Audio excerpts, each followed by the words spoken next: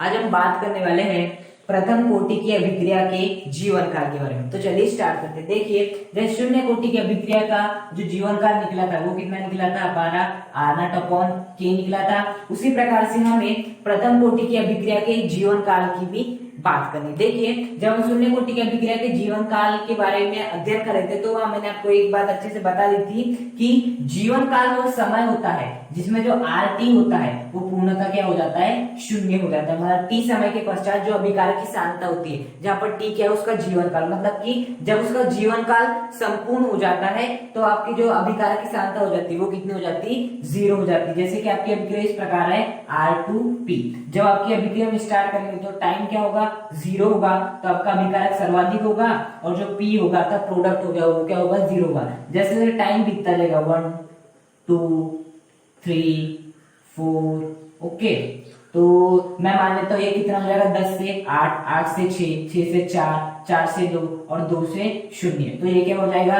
0 से 2, ये घटता जा रहा है तो ये बढ़ते जाएगा, ये घटता जा रहा है तो ये बढ़ते जाएगा। इस प्रकार से बढ़ते जाएगा और आपका क्या होगा, टाइम बराबर 5 सेकंड पे क्या होगा, ये देखिए, टाइम बराबर 0 पे है, टाइम बराबर 1 पे 2, टाइम बराबर 2 पे 6, टाइम बराबर 3 पे 4, टाइम बराबर 4 पे 2 और टाइम बराबर 5 पे 0। ओके, एडजस्टमेंट कर सकते हैं आप सभी। तो टाइम बराबर 5 पे क्या हुआ, जो अभिकार की सांद्रता 0 हो गई और आपका भी जो उत्पाद था वो पूरी तरह से निर्मित हो गया, अर्थात आपकी अभिक्रिया संपूर्ण हो गई। और अभिक्रिया के संपूर्ण होने में जितना भी समय लगता है वही क्या कहलाता है, आपका जीवन काल कहलाता है। तो यदि मैं बात करूं इस अभिक्रिया की R2P, तो इसका जीवन काल कितना हो जाएगा, केवल 5 सेकंड, क्योंकि 5 सेकंड में अभिकार की सांद्रता 0 हो गई। जितने समय में आपके अभिकार की सांद्रता क्या हो जाती है, 0 हो जाती है, वह समय क्या कहलाता है, आपका जीवन काल कहलाता है। तो देखिए यहाँ पर टाइम बराबर 5 सेकंड क्या है, इस अभिक्रिया का जीवन काल। तो देखिए जीवन काल में क्या होगा, आपके जो T समय पश्चात जो अभिकार की सांद्रता हो जाएगी वो कितनी हो जाएगी, 0 हो जाएगी। इस बात को आपको बेसिकली याद रखना है। और मैंने शून्य कोटि की अभिक्रिया का जब हम जीवन काल की बात कर रहे थे तब भी मैं आपको बेहतर तरीके से समझाया था। तो बेसिकली यदि हम प्रथम कोटि की अभिक्रिया के जीवन काल की बात करें तो इसका सबसे पहले फॉर्मूला लिखिए, क्या होता है, T = 2.303/K log, क्या होता है, R0/RT, क्या होता है, R0/RT होता है। ओके, अब बेसिकली यहाँ T क्या है, आपका जीवन काल में मान लेते हैं जो आपका T है वह समय जब आपकी अभिक्रिया पूरी तरह समाप्त हो जाती है, मतलब ये क्या है, आपका जीवन काल है। तो रख दे 2.303/K, K को तो हमें छेड़ना है, जीवन काल में बस RT को हमें 0 रखना है, log क्या हो जाएगा यहाँ पर R0/RT।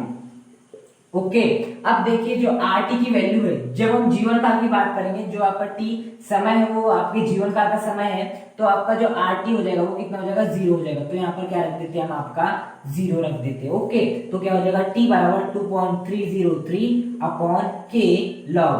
देखिए R0/0 1/0 या 5/0 हो, यदि बटे में 0 आ गया इसका मतलब होता है इसका मान कितना होता है, आपका अनंत होता है। तो लॉग क्या आ जाएगा, अनंत। और लॉग अनंत की वैल्यू भी कितनी होती है, आपकी अनंत ही होती है। लॉग अनंत की वैल्यू अनंत, और अनंत का इंटू जब 2.303/K से करेंगे तो आंसर भी कितना आएगा, अनंत आएगा।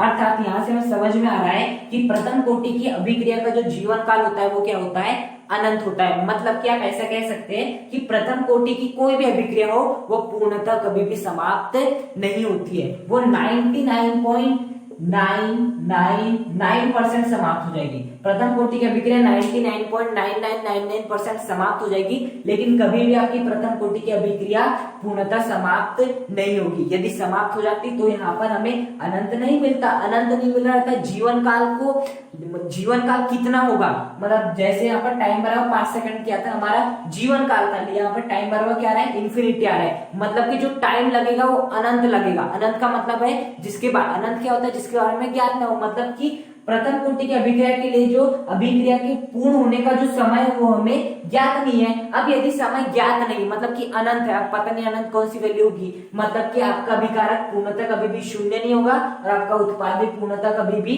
पूरी तरह से नहीं बनेगा। तो आपकी जो प्रथम कोटि की अभिक्रिया है वो 99.999999% पूर्ण हो सकती है लेकिन कभी भी 100% पूर्ण नहीं होगी। ओके, तो इस प्रकार से जैसे शून्य कोटि की अभिक्रिया का जीवन काल का फॉर्मूला क्या क्या निकला था, आना था पंक्ति निकला था, उसी प्रकार से प्रथम कोटि की अभिक्रिया का जो जीवन काल निकला है वो कितना निकला है, t बराबर इंफिनिटी निकला है। अर्थात आपके प्रथम कोटि की अभिक्रिया कभी भी पूर्णतः समाप्त नहीं हो सकती।